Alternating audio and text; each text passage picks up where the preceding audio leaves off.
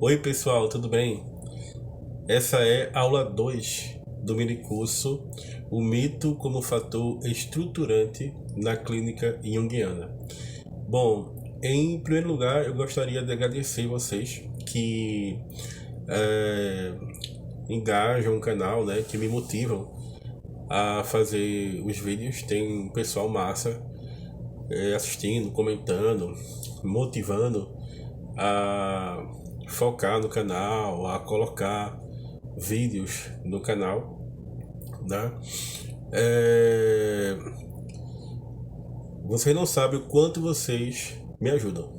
Vocês não têm ideia de quanto ajuda esses comentários motivadores, as pessoas que perguntam, que fazem perguntas. O YouTube possui uma espécie de métrica para avaliar o grau de interação com o canal. Quantas pessoas interagem com o canal, que tipo de interação é. Se é o like é muito importante, né? O like tem uma pontuação e o comentário tem uma pontuação ainda maior, né? Porque o comentário parte do princípio que a pessoa não só assistiu ou interagiu com o canal, mas parou para escrever alguma coisa, parou para pensar, escrever e produzir um diálogo direto com o canal, né? E quando parece que compartilha o vídeo, aí é que a pontuação é máxima, né? Por que isso é importante? Porque se há um bom número de interação com o canal, fica mais fácil da plataforma do YouTube distribuir os vídeos do canal para mais pessoas, né? Mais pessoas ficam sabendo do conteúdo do canal porque o YouTube vai e simplesmente indica os vídeos porque sabe que os vídeos vão ter repercussão, né? Então muita gente vem, essa aula um que eu fiz, teve muitos comentários, o pessoal comentou bastante, e tudo isso ajuda muito o canal. Quando eu criei esse canal, eu pensei muito assim nos estudantes de graduação de psicologia, e evidentemente em todos aqueles que se interessam por Jung, mas aqueles que querem ter um caminho em direção à clínica, querem estar na clínica, e sabe o quanto é difícil, né, mergulhar em um autor como Jung, que para você poder juntar, né, o grande amálgama de conhecimentos que a clínica do Jung exige, é necessário anos e anos de estudo, de mitologia, de filosofia, de religião comparada, de eh, psicanálise, né? De fenomenologia. É necessário estudar os sonhos, é necessário estudar bastante contos de fada, teoria dos complexos, antropologia, etnografia, etnologia, ciências sociais, ciências humanas. E além de tudo isso, é necessário saber como articular esse conhecimento com a prática clínica, né? Então, desde o começo do canal que eu proponho esse caminho aqui, né? A gente dialogar com os saberes, dialogar com o conhecimento que é produzido em outras áreas por meio de paralelos, né? Jung era um homem de paralelos, e ter sempre uma atitude crítica e uma atitude clínica, tá? Do inclinar-se perante as grandes questões humanas traduzidas pela prática da psicoterapia, tá? Exercer a psicologia complexa e utilizar a psicologia complexa como um modelo científico para estudar e para entender a alma humana, tá? Então, eu fui nessas pessoas, nesses estudantes que às vezes estão lá na graduação, mas não ouvem falar de Jung. Eu, por exemplo, quando eu fiz graduação, em 5 anos de graduação, em 5 anos, eu só tive 2 aulas de Jung, né? Uma aula na disciplina de Psicologia da Personalidade, em que Jung é estudado porque Jung tem uma psicologia da personalidade, mas ele é estudado junto com oito autores. Então são 8 autores na disciplina. Entre esses 8 autores, Jung, e uma aula para Jung, uma aula só. E outra aula que eu tive na psicologia do desenvolvimento, porque o Jung fala muito, né, também sobre a Senex, sobre a velhice, né? Então, em 5 anos, 2 aulas sobre Jung. Se vocês acham que em 5 anos, 2 aulas sobre Jung é muito assim, na verdade, não dá, mal dá para ter uma ideia de quem foi Jung nessas 2 aulas, né? Então, assim, eu comecei a criar esses minicursos também como uma forma de a pessoa se organizar para estudar. Ah, eu quero um minicurso que fale sobre o método de Jung. Eu quero estudar o método de Jung. Então tá aí. Como aplicar o método de Jung à psicologia clínica e, afinal, qual é o método de Jung? São 2 minicursos que eu fiz aqui. Ah, eu me interesso pelos arquétipos e pelo inconsciente coletivo. Tem um minicurso só sobre os arquétipos e o inconsciente coletivo. Ah, eu me interesso por aspectos assim parapsicológicos da obra do Jung. Então tem um minicurso, a psicologia do Jung e a parapsicologia, né? Ah, eu me interesso pelos sonhos, gostaria de saber mais. Bom, tenho minicurso sobre o trabalho com os sonhos na clínica junguiana e a linguagem dos sonhos, né? Então são muitos minicursos que, como os minicursos são assim, um pouco assim, meio que eles circunambulam, né? Estão sempre, o tempo todo voltando. Tem como a pessoa criar o seu próprio método de estudo em casa, né? Tem como a pessoa estudar em casa, se preparar para assistir uma aula, depois assistir outra, depois assistir aulas curtas, aulas clínicas, né? Não são aulas no futuro acadêmico que duram horas e horas, não, são conversas, né? É uma aula mais dialogada, né? Então, pessoal, o próximo minicurso que eu pretendo fazer, que vai ser um minicurso sobre magia, né? Breve curso de magia, em que eu vou utilizar muito a antropologia de Claude Lévi-Strauss, né? Vou utilizar até um texto que eu tenho em PDF chamado Feiticeiro e Sua Magia, né? Quem quiser esse texto eu mando pelo WhatsApp e eu vou mostrar como é impossível compreender a psicologia dos povos primitivos sem uma boa compreensão de magia e como é impossível entender certos estados psicológicos, de participação mística, certos estados psíquicos que ocorrem na clínica diariamente, todos os dias, como projeção, como transferência, sem um apelo, de certo modo, a um pensamento mágico primitivo, tá? Eu vou explicar para vocês a estrutura do pensamento mágico, a estrutura da magia e como, inclusive, algumas práticas mágicas, né? E como a psicologia do Jung se interessa por essas práticas mágicas, né? Jung estudou muito a etnologia francesa, Lévi-Brou, estudou Marcel Mauss, né? E quando Lévi-Strauss é um autor que eu creio que deveríamos aproximar um pouco mais do Jung, por conta dele ser francês, por conta dele ser um estruturalista, por conta dele ter se livrado de um positivismo estreito ao abrir-se para a etnografia, para o estudo dos mitos, né? Para estudar os mitos.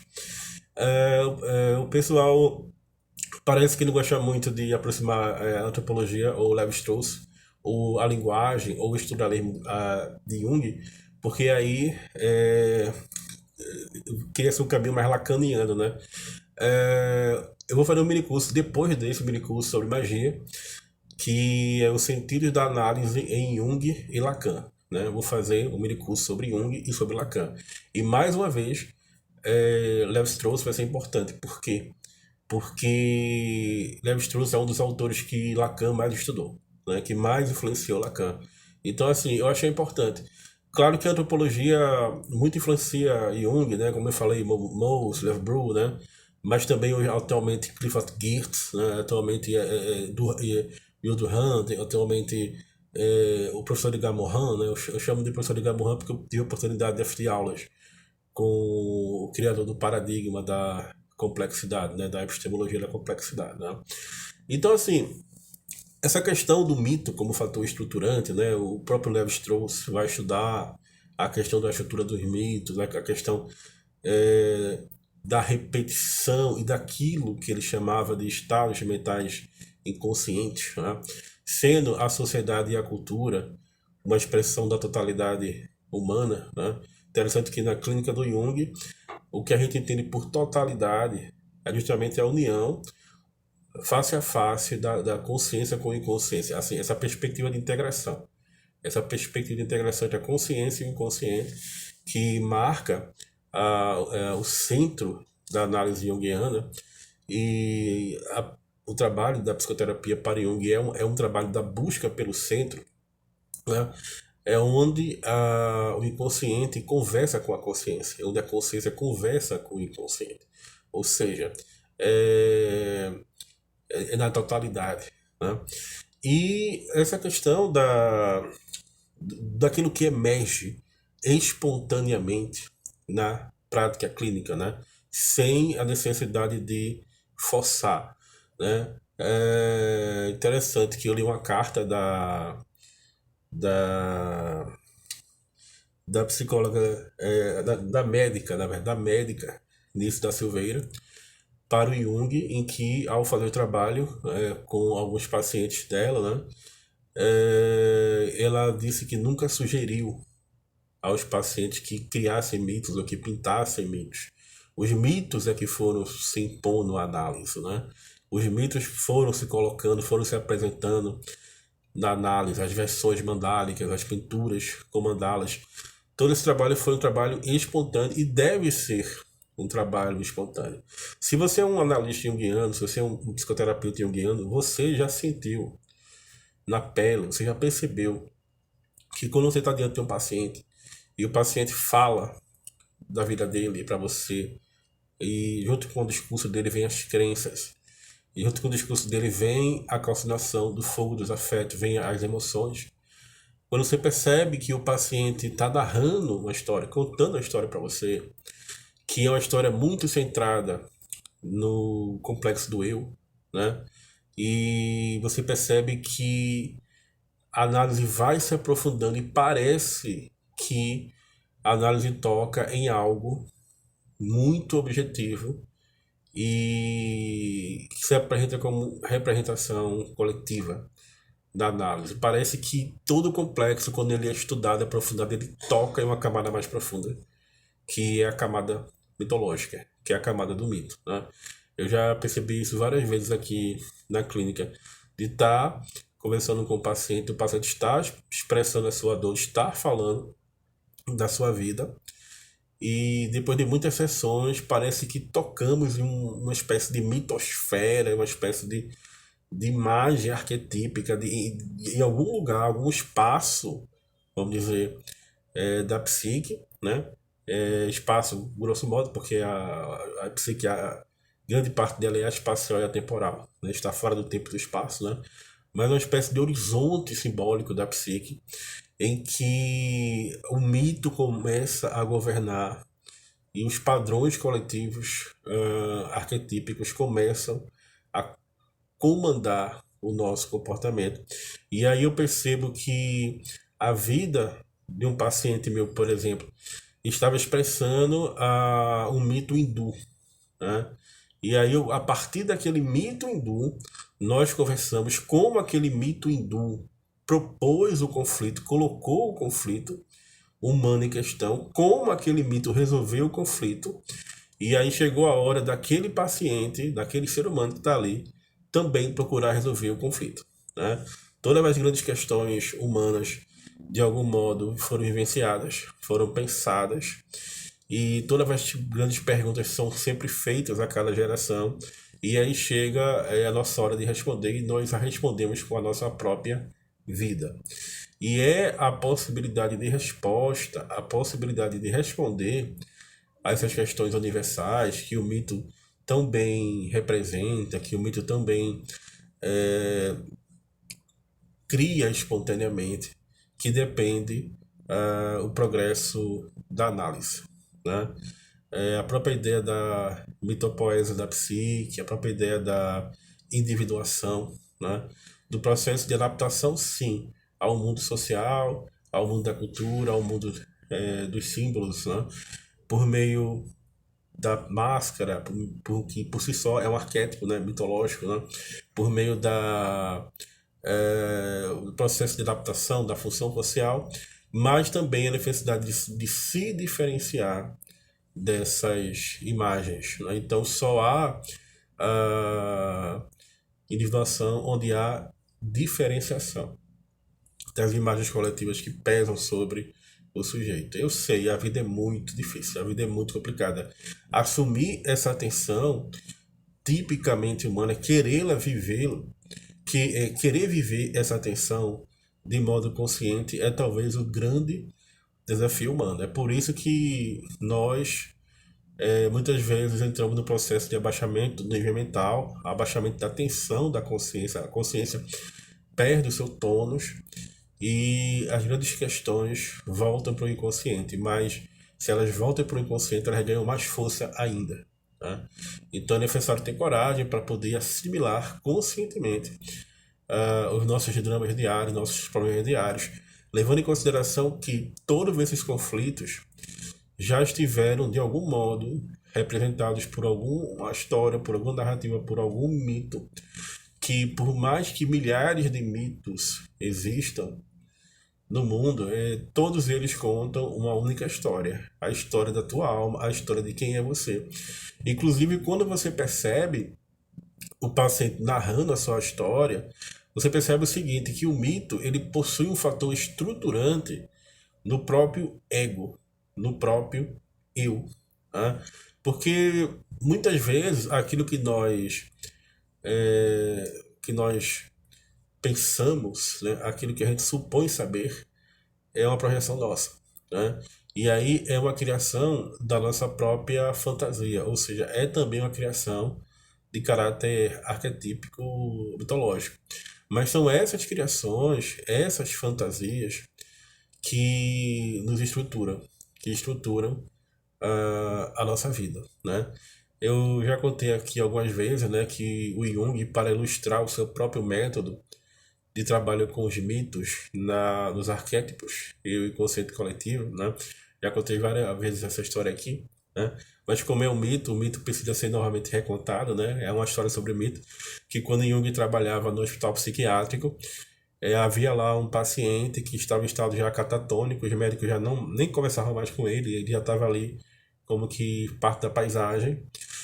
E Jung aproximou-se dele, começou a conversar com ele, e foi ganhando a confiança do paciente, e de repente o paciente chama Jung, né, o Dr. Jung, né? Jung vai ver o que é, e o paciente aponta para o sol. Né? Tá vendo, Dr. Jung? Jung olha a luz do sol, né? E pergunta o quê? Do sol desce um falo, e sempre que eu pisco e viro a cabeça para a direita, o falo vai para a direita, e eu viro a cabeça para a esquerda, o falo vai para a esquerda. E essa é a origem dos ventos. Né? Os ventos nascem desse movimento do falo solar. Né? E aí Jung fala que não entendeu muito bem a questão, mas anotou a questão. Porque Jung era empirista, anotou, uma hora eu vou entender isso aqui.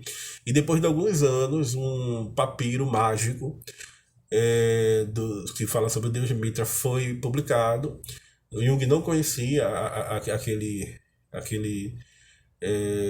documento histórico, né? E muito menos o paciente, e lá narrava a história do falo solar, né? Que era a origem dos ventos. Ou seja, foi a partir desse momento que o Jung deixou-se de preocupar um pouco com o aspecto biológico da, da nossa vida, né? Ou seja, claro que é fundamental, a psique depende do corpo, o corpo depende da psique, mas nós não somos seres meramente biológicos, nós também somos seres simbólicos. E a psicoterapia se utiliza desses aspectos biológicos, sim, se utiliza do corpo, sim, mas também precisa se utilizar do poético, né? Também precisa se utilizar do mitológico. Né? Por pouco, nos livros negros do Jung, o inconsciente coletivo não foi chamado de inconsciente mitopoético, porque é na mitopoesis, né? É na mitologia e na poesia que geralmente o inconsciente se manifesta, né? É uma linguagem própria do inconsciente, que o inconsciente escolhe para se revelar. Veja bem, Jung não forçou o mito simplesmente apareceu à análise, né? Pelo menos apareceu a experiência dele de médico que o fez repensar, a partir da noção de mitologema, o tratamento com os seus pacientes. Então, na clínica, a gente tem essa experiências muito parecidas com essa, sempre que nós procuramos desenvolver essa sensibilidade, sempre que nós procuramos desenvolver esse olhar clínico, né, do mito como representação coletiva, uma força psicológica objetiva que está no inconsciente e que emerge e que a partir dessa imagem criativa ocorre um aspecto luminoso que pode levar à transformação, né? Que pode levar, como levou à transformação do próprio Jung, né?